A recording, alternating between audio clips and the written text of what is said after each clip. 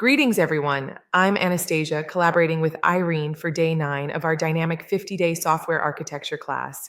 Recapping day 8, we delved into designing APIs for microservices, covering RESTful principles like resource modeling and HTTP methods, alongside best practices for security, performance, and endpoint management to foster effective inter-service interactions.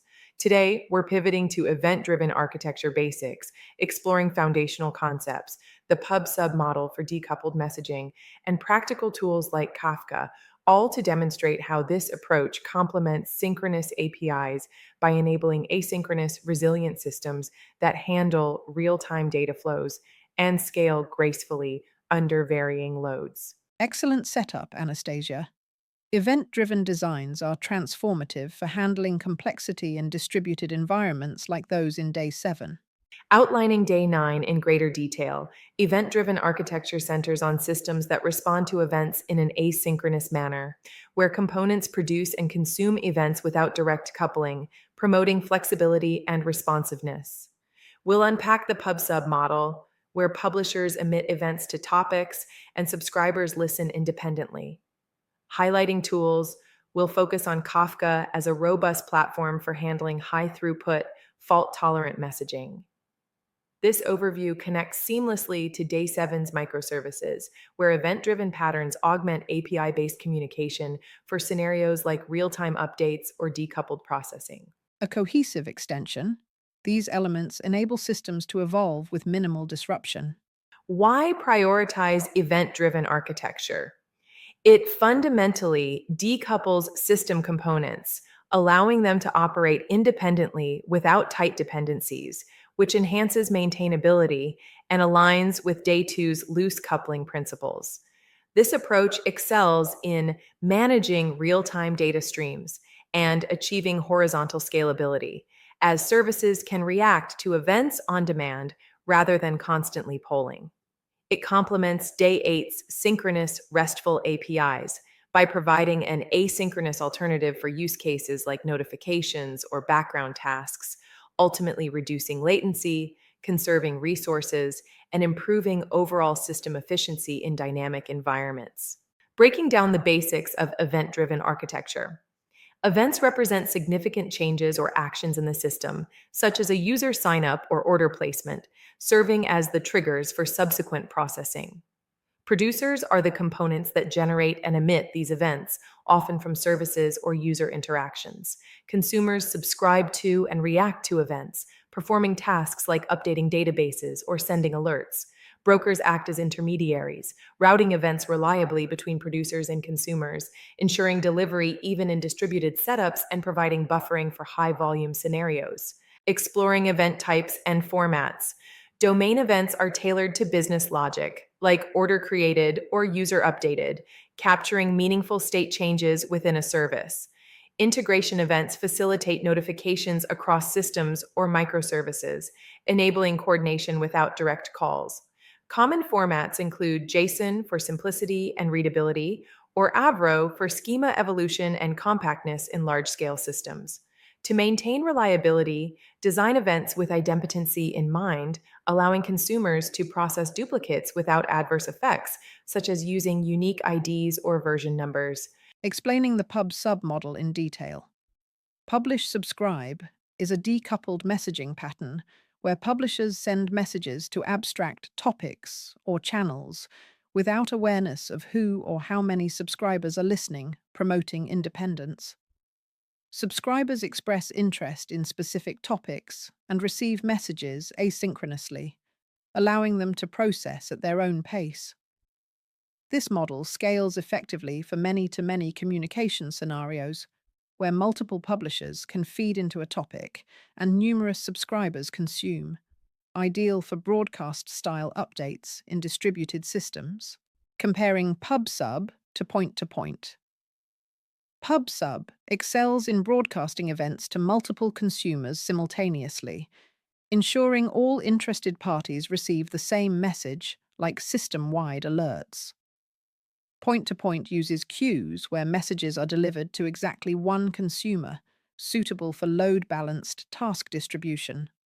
Opt for pub-sub in notification-heavy scenarios, queues for workload processing, and hybrids, like PubSub triggering queued tasks, for intricate workflows that require both dissemination and sequential handling. Advantages of PubSub: it enforces loose coupling by eliminating direct dependencies between producers and consumers, allowing independent evolution per solid. Scalability is enhanced as you can add or remove subscribers dynamically without impacting publishers. Resilience comes from message persistence in brokers, retrying deliveries on failures. For real-time applications, it provides low latency updates, enabling immediate reactions to events across the system. Challenges in PubSub: message ordering isn't always guaranteed in distributed brokers, requiring sequence numbers if critical. Duplicates may occur due to retries, so design consumers idempotently. Use dead letter queues to capture and analyze failed messages for debugging.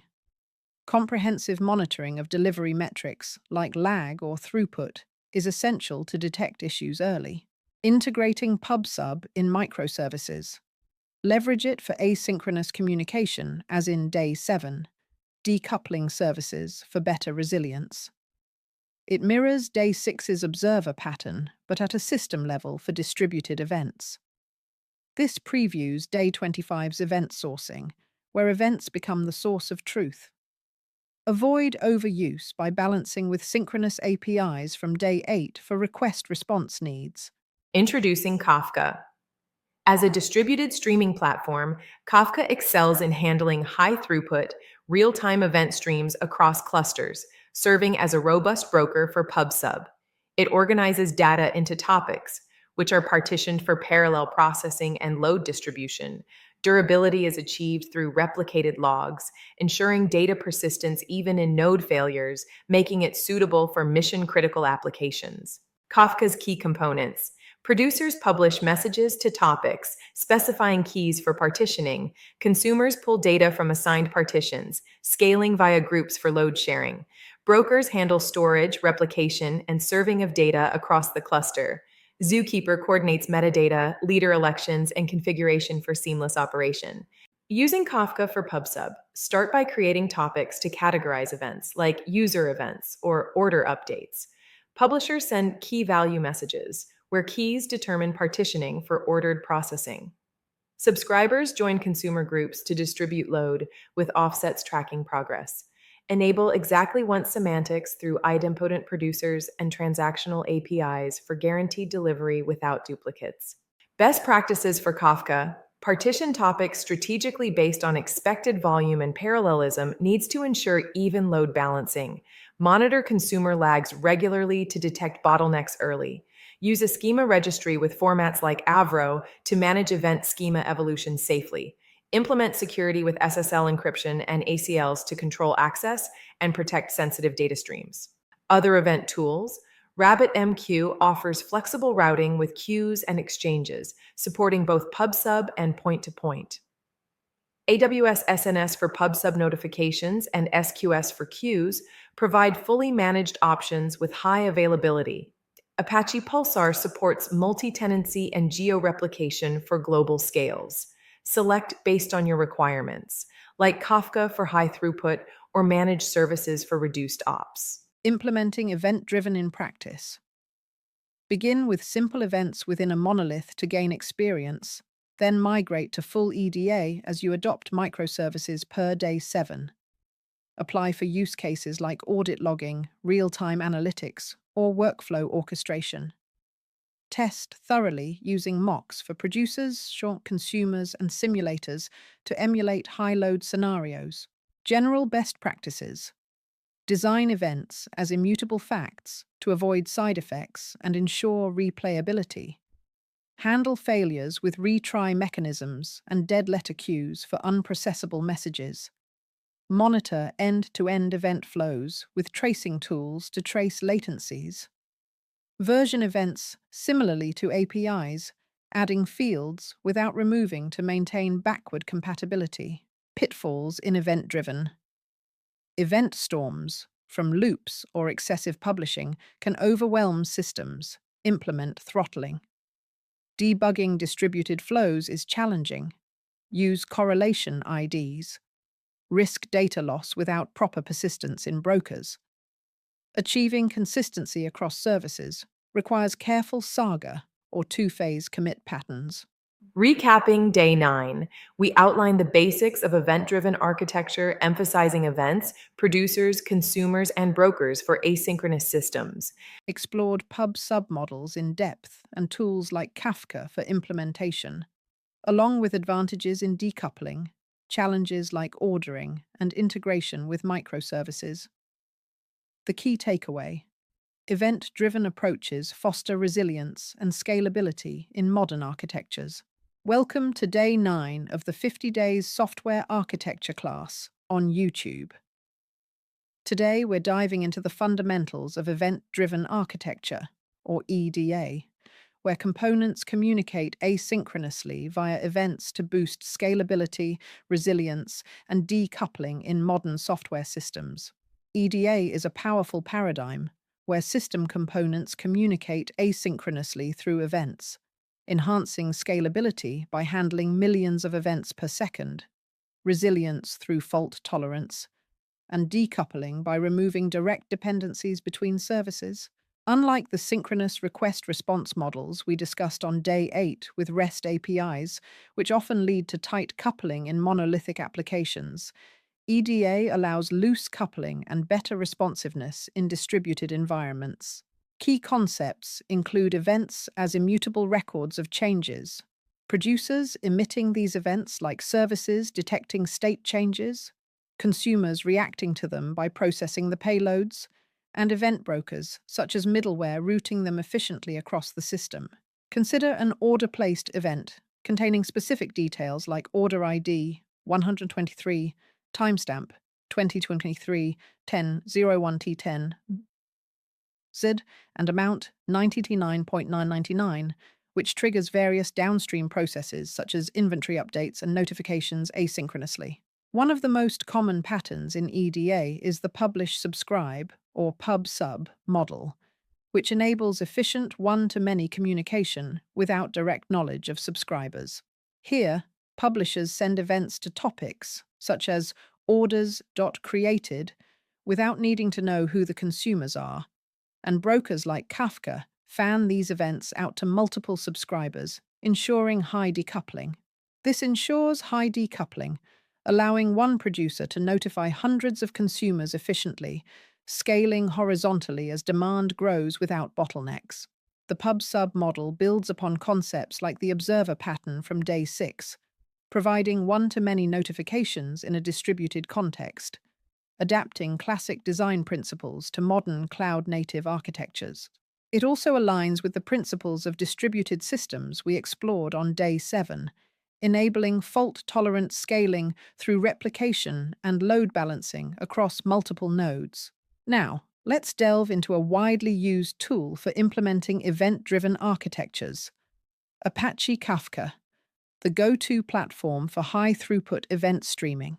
Created by LinkedIn and open-sourced in 2011 under the Apache Software Foundation, Kafka is a distributed streaming platform capable of handling over 2 million events per second per partition on commodity hardware. Its core components include topics, which are partitioned logs typically replicated 3 times for high availability, ensuring data durability even if nodes fail.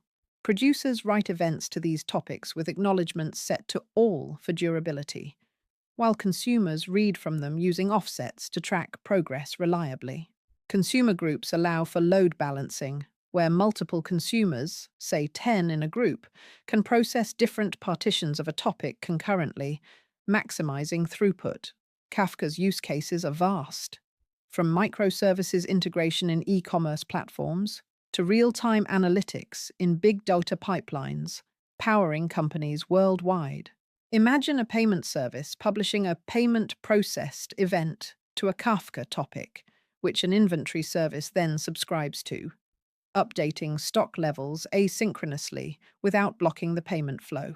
This event flow involves a producer serializing an event to a Kafka topic, the broker persisting it in an append-only log with default 7-day retention, and consumers polling specific offsets like 4.678 for processing.